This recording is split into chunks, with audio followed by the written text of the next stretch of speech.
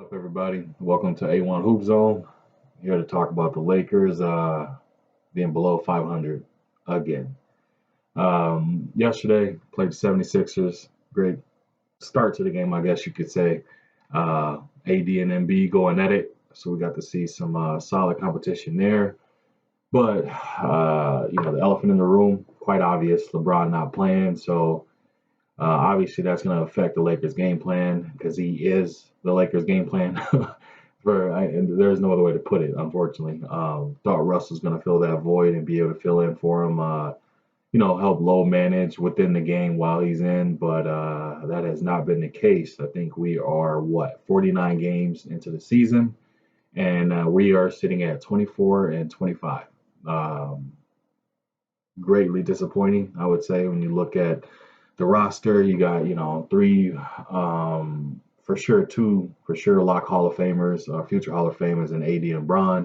And I guess you do have to throw Russ in there as a third Hall of Famer as well. Obviously, averaging a triple double for multiple years hasn't been done outside of the great Oscar Robertson.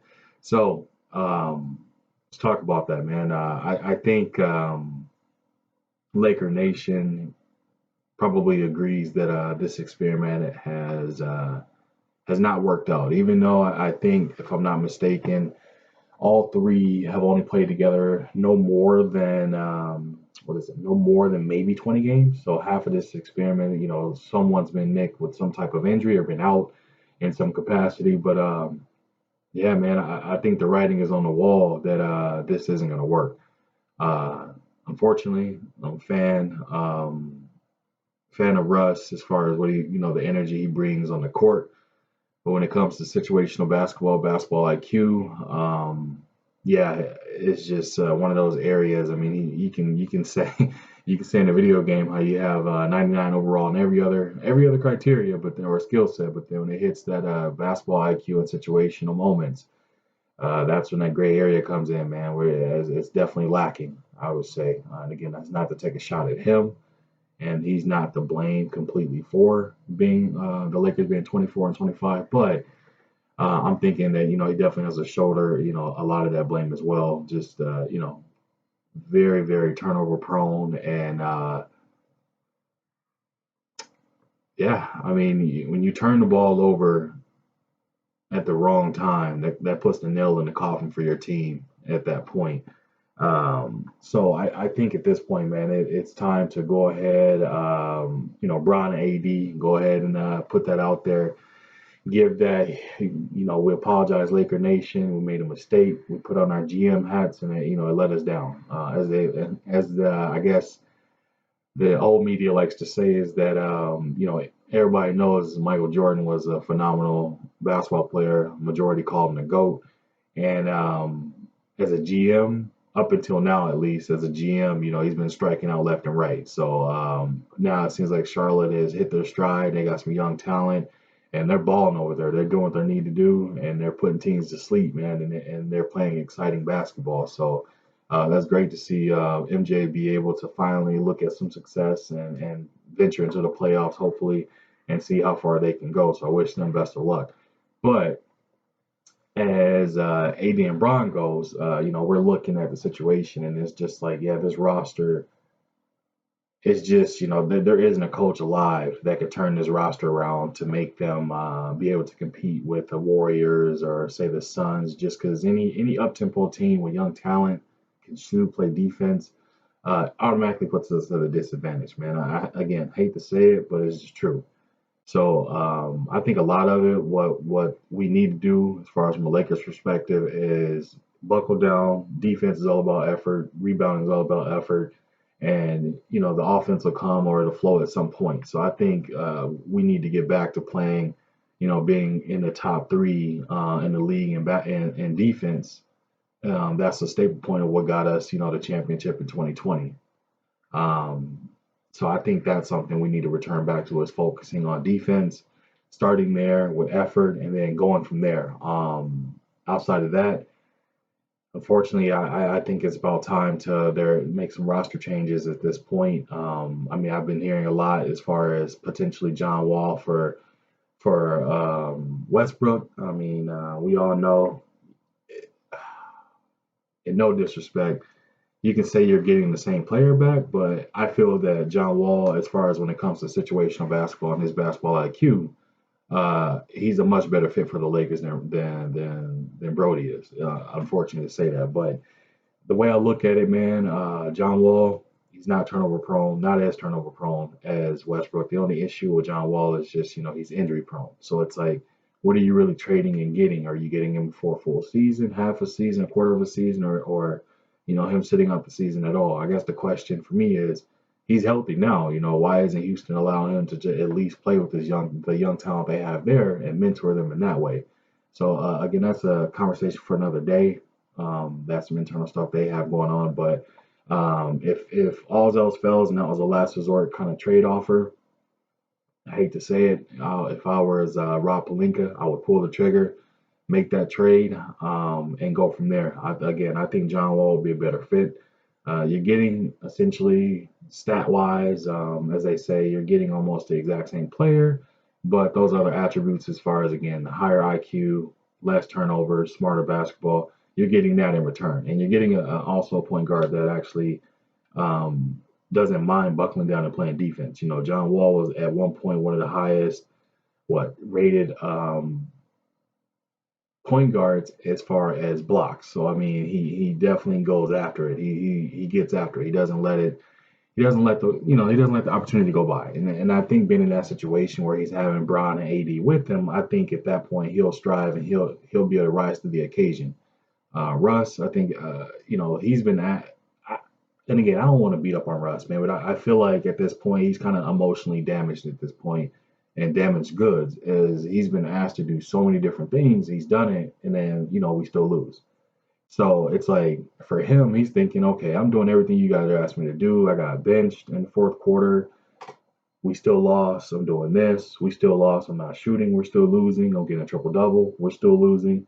What is it he can do? And quite frankly, from a perspective of that, it's like if you're damaged good and emotionally kind of distressed, it's like you're gonna be living in your own head. Everything you're doing, you're gonna doubt it. So I think it's time, man, to pull the trigger, make the trade, get something fresh in. Also, I think Frank Vogel needs to buckle down on these rotations and figure it out, man. It's like you got AD back now. He looked phenomenal last night against Embiid again. They played. AD looked great, but again, what happened? We were down by 20 at one point, ended up losing by 18 or so. So it's like we're still finding a way to lose a game. So at some point, we have to look. Okay, what is causing these losses to happen? What can we do on our end to pick this up, make that change, and get there? And I think it all starts on the defensive end and rebounding. Personally, like I said, any team that's young, they actually don't even have to shoot well. Any team that's young and willing to shoot and put up shots. I mean, look at the Kings. The Lakers, it's almost as if back in the day, Doug Christie, Bibby, Chris Webber, Peja Stojakovic, when they were playing against Shaq and Kobe. At this point, I mean, that's how you have to look at it. Is that the Lakers are literally arch nemesis with the Kings, who are 18 and 32, instead of being nemesis with the Clippers. But the Clippers are 500; they're 25 and 25. And they're missing PG, Paul George, obviously, and they're missing, the clock, Kawhi Leonard. So that says a lot. They're holding down the fort and they're just trying to do what they're trying to do to stay afloat. I don't see a reason why my Lakers should be in the ninth seed as of right now. The playoffs started to be out. We have the Timberwolves that are ahead of the Lakers. I mean, when's the last time you've been able to say that? And that's no knock against the Timberwolves. The young pups are playing hard. They're playing fearless, and they're playing we have nothing to lose ball, and that's a dangerous team to play. Is they have nothing to lose, no expectation. So it's like they're playing carefree. So I think, man, again, starts with defense.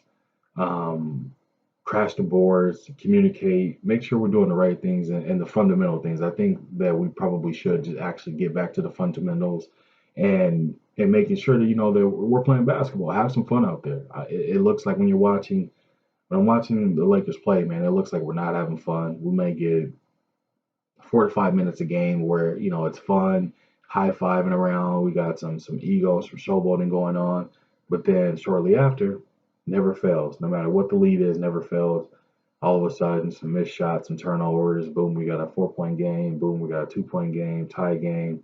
And then it goes from being a tie back and forth, maybe 1 or 2 points here, to it'll balloon from 1 point to 10 points within a minute. And then all of a sudden they're down by 20 and, hanging our head. So let's come on, man. We can do better than this. We are better than this, I can say.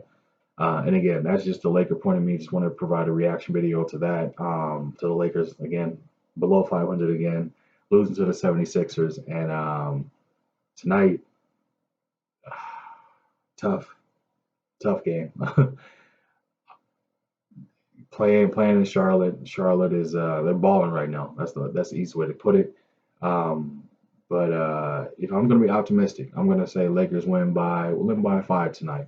Win by 5. Bron's gonna play obviously, so we're gonna see what happens, man. We got to bring the intensity. We got to play as if it's the playoffs right now, because right now you're on the outside looking in, man. And any of these bottom tier teams that's what 8 through let's go 8 through 15. Any of these teams on any given day can knock the Lakers off, and I think they lost to the Thunder, lost to the Rockets, lost to the Kings, lost to the Spurs.